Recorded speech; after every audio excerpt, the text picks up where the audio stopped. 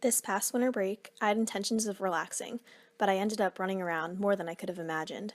Because I run for Wake's cross-country and track teams, I knew I'd have a training plan to follow. However, I was unprepared for the ensuing chaos. Lucky for me, my best friend from home also happens to be a former high school teammate and runs collegiately. Fortunately, or not so much, this means both of us shared the dreaded long run experience. The Sunday before Christmas, we chose a trail route leading from a park in our town that we'd been really familiar with for years. About 3/4 of the way through, we'd already decided we'd try a yoga class right after the run, but we were getting kind of bored, as usual on long runs, and ran out of things to talk about.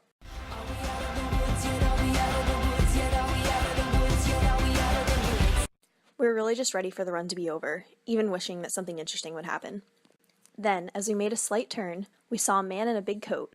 He had a dog on a leash, which is a pretty common sight in the trails. As we got closer to him, the dog, black with pointy ears, barked heartily. When I suddenly saw it from the corner of my eye lunge at me, I wasn't fazed. I turned slightly away. After all, I have a dog at home who jumps on me all the time. But then the unexpected happened.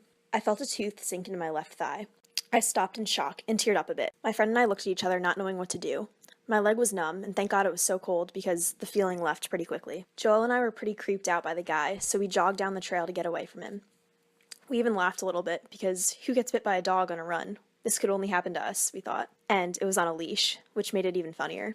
But then I could feel the feeling coming back in my leg. I stopped again to inspect. When I pulled down my legging to further look at what had happened, Joel gasped. I didn't want to look, but there was blood oozing out from 2 small indentations on my thigh, right on top of a large black and blue bruise. That's when I got really nervous. We decided to turn around and go back to the car, avoiding the man.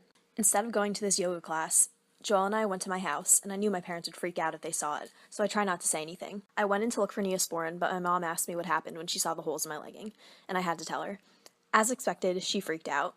My dad, however, was the furious one. He made Joel go back with him to the trail and look for the guy. Meanwhile, my mom rushed me to the ER.